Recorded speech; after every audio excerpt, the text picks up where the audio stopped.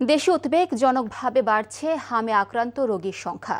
সংক্রামক এই রোগে বাড়ছে মৃত্যুর সংখ্যাও।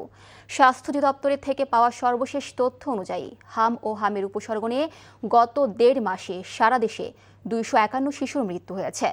এই বিষয়ে আরও খবর জানাতে শিশু হাসপাতাল থেকে সরাসরি যুক্ত হচ্ছেন স্টাফ করেসপন্ডেন্ট সালাউদ্দিন আহমেদ। সালাউদ্দিন, আজকে নতুন করে কজন শিশু হামে আক্রান্ত হয়েছে এবং সেই সাথে আক্রান্ত রোগীদের চিকিৎসা নিয়ে আপনার কাছে কি তথ্য আছে আমাদের জানাবেন।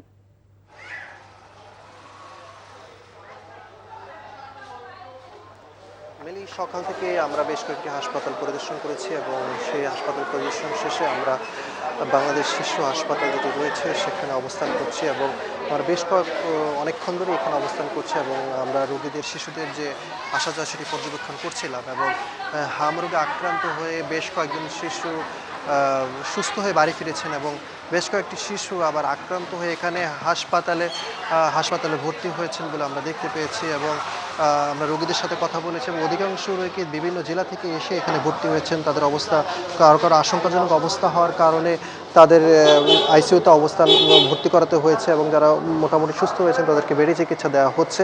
তবে একটি উদ্বেগজনক বিষয় হচ্ছে যে আমরা চিকিৎসকদের সাথে আলাপ আলোচনা করে একটি বিষয় জানতে পারলাম যে যারা হাম রোগে আক্রান্ত হচ্ছেন তারা দীর্ঘমেয়াদী একটি নিউরোলজিক্যাল যে সমস্যা, যেটিকে বলা হয় প্যান এনকেফালাইজড চিকিৎসকদের ভাষায়, সেই রোগে আক্রান্ত হওয়ার আশঙ্কা রয়েছে। যারা প্রতি হাজারে 1 থেকে 2 জন আক্রান্ত হয়ে থাকেন, যারা বয়স 5 থেকে 10 বছর হয় ঠিক সেই সময় তারা আক্রান্ত হয়। এই রোগের লক্ষণগুলো হচ্ছে যে হঠাৎ হাঁটতে গিয়ে তাদের ঝাঁকুনি দিয়ে পড়ে যাওয়া, চোখ অস্বাভাবিক নাড়াচাড়া সহ বেশ কয়েকটি নিউরোলজিক্যাল সমস্যা তারা ভুগতে পারেন বলে চিকিৎসকরা আশঙ্কা করছেন।